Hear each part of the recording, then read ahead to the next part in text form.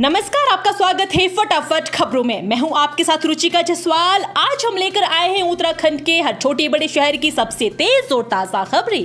तो चैनल को सब्सक्राइब कीजिए और वीडियो कहां से देख रहे हैं कमेंट बॉक्स में जरूर बताएं।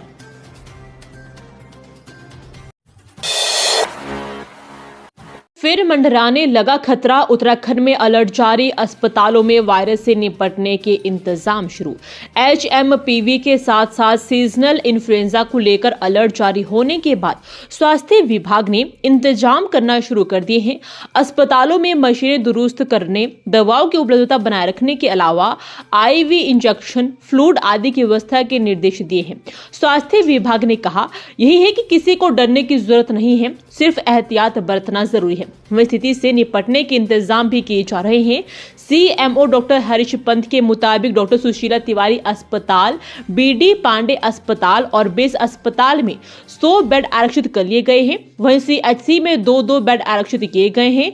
जरूरत पड़ने पर जल्द ही निजी अस्पतालों को भी निर्देश जारी कर दिए जाएंगे। अवैध मदरसों को लेकर यूपी में सख्ती, अब उत्तराखंड में तैयारी, बोले CM धामी। फंडिंग की भी होगी जांच। प्रदेश में कई मदरसे अवैध रूप से चल रहे हैं। मामले में CM धामी का बयान सामने आया है। CM ने कहा कि अवैध मदरसों के साथ ही फंडिंग की भी जांच होगी। शासन के निर्देश के बाद सभी जिलों में जिला प्रशासन इसकी जांच भी शुरू कर दी है। निदेशक अल्पसंख्यक कल्याण राजेंद्र कुमार के मुताबिक जांच में देखा जा रहा कि यह मदरसे पंजीकृत है या नहीं। इनकी आय के स्रोत का भी पता लगाया जा रहा है। जिला प्रशासन जांच पूरी करने के बाद रिपोर्ट शासन को सौंपेगा। अल्पसंख्यक कल्याण विभाग के अधिकारियों के मुताबिक ऊधम सिंह नगर जिले में 129 मदरसे अवैध मिले हैं। इसके अलावा देहरादून में भी कुछ मदरसे अवैध है और बताया गया कि ये मदरसे मदरसा बोर्ड से पंजीकृत नहीं है।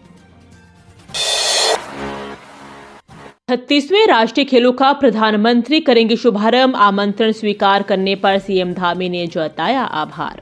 उत्तराखंड में होने वाले 38वें राष्ट्रीय खेलों का प्रधानमंत्री नरेंद्र मोदी शुभारंभ करेंगे।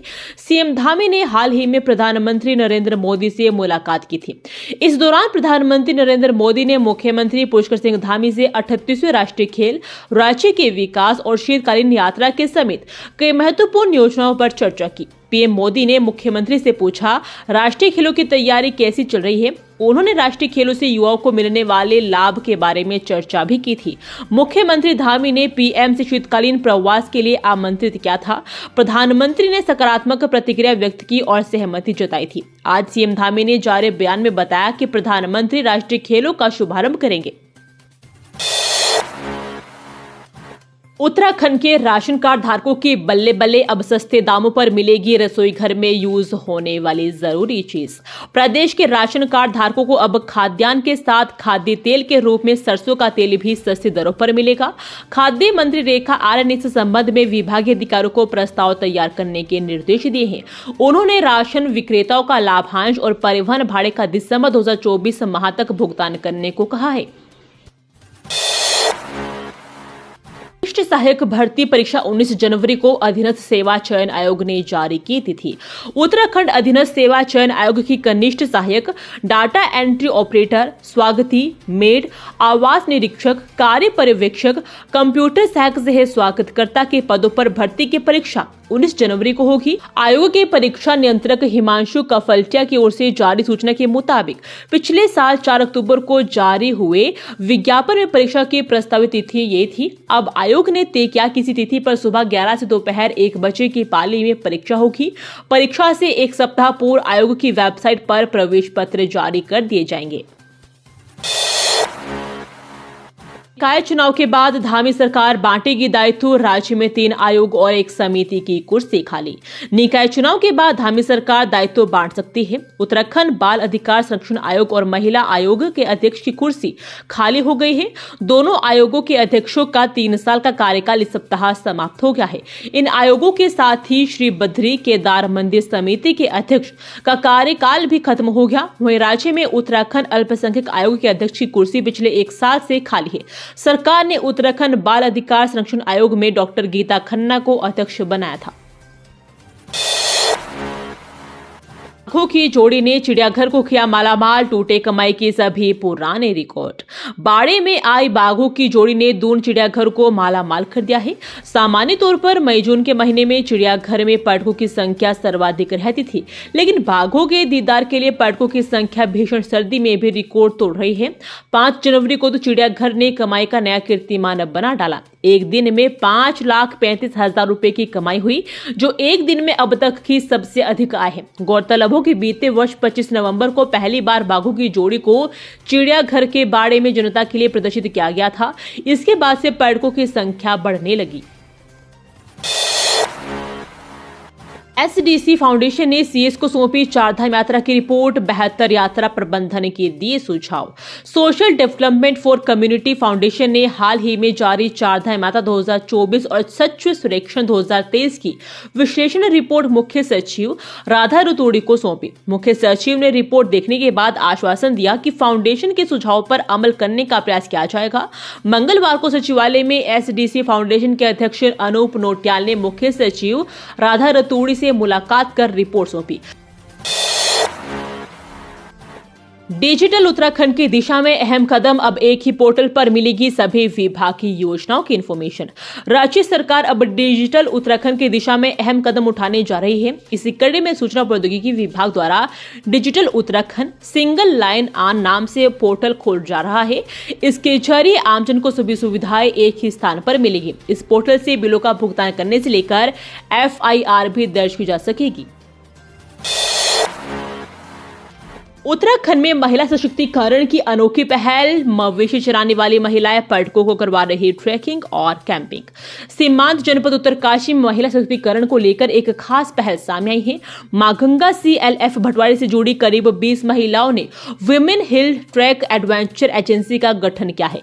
साथ ही इसकी गतिविधि भी शुरू कर दी है। गणेशपुर गवाना में आयोजित कैंपिंग कार्यक्रम में जिला विकास अधिकारी रमेश आरा भी पहुंचे और महिलाओं को प्रोत्साहित किया। इन महिलाओं को कहना है कि दयारा, डोडीताल सहित आसपास के जो पर्यटक स्थल है, उन क्षेत्रों में वे घास और मवेशियों को लेकर जाती है। आसपास के जंगलों के हर ट्रैक से परिचित है, इसलिए उन्होंने ट्रैकिंग और कैंपिंग संचालन शुरू करने की शुरुआत की है। सेना में करियर बनाने की चाह है तो तुरंत करे आवेदन, राष्ट्रीय इंडियन मिलिट्री कॉलेज में प्रवेश प्रक्रिया शुरू। राष्ट्रीय इंडियन मिलिट्री कॉलेज के जनवरी 2026 सत्र में प्रवेश की उल्टी गिनती शुरू हो गई है। प्रवेश परीक्षा 1 जून 2025 को होगी। आवेदन की अंतिम तिथि 31 मार्च 2025 है। देहरादून के मुख्य शिक्षा अधिकारी विनोद कुमार ढोंडियाल ने बताया कि RIMC में कक्षा 8 में प्रवेश के लिए कार्यक्रम घोषित कर दिया गया है। लिखित परीक्षा अंग्रेजी, गणित एवं सामान्य ज्ञान की होगी। लिखित परीक्षा में उत्तीर्ण होने वाले अभ्यर्थियों का बौद्धिक ज्ञान व व्यक्तित्व परीक्षण के लिए साक्षात्कार होगा। साक्षात्कार के लिए उन्हीं अभ्यर्थियों को आमंत्रित किया जाएगा जो लिखित परीक्षा में उत्तीर्ण होंगे। दास मंदिर और पति ऑफिस में बच्चों को लेकर प्रेमी संग फरार हुई महिला, जेवर नकदी भी ले गई, केस दर्ज। हल्द्वानी के तल्ली बमोरी क्षेत्र में एक महिला अपने 2 बच्चों को लेकर प्रेमी के साथ चली गई।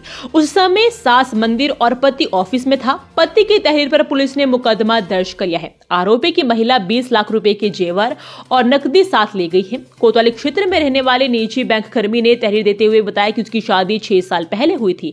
एक बेटा और एक बेटी है। पिछले साल 24 दिसंबर को वह ऑफिस गया था। मां सुबह 10 बजे मंदिर गई थी। जब मां 10:30 बजे मां घर लौटी तो गेट पर ताला लगा मिला। सूचना पर वह भी घर पहुंचा। उसने आसपास पत्नी और बच्चों की तलाश की, मगर कुछ पता नहीं चला। ओवरटेक करने के चक्कर में उत्तराखंड रोडवेज की बस ने वाहन सवारों को कुचला, 2 की मौत। उत्तराखंड परिवहन निगम की बेकाबू बस ने वाहनों को ओवरटेक करने के चक्कर में 2 लोगों की जान ले ली। हादसे में एक व्यक्ति गंभीर घायल भी हुआ, जिसका उपचार निजी अस्पताल में चल रहा है। तीनों व्यक्ति अलग अलग बाइक और स्कूटर पर सवार थे। हादसे के बाद आक्रोशित भीड़ ने मौके पर जाम लगाकर खूब हंगामा किया और काफी देर तक पुलिस को शव नहीं उठाने दिया। CO समेत अन्य पुलिस अधिकारियों ने मौके पर पहुंचकर किसी तरह लोगों को शांत कराया। इसके बाद जाम खुल सका। पूर्व कैबिनेट मंत्री यतीश्वरानंद ने सिविल अस्पताल पहुंचकर मृतकों के स्वजन को ढाढ़स बंधाया और अधिकारियों को फोन पर फटकार लगाई। आरोपित चालक हादसे के बाद बस छोड़कर भाग निकला। ये थी आज की फटाफट खबरें। हम मिलेंगे अगले बुलेटिन में, तब तक के लिए धन्यवाद। जय हिंद।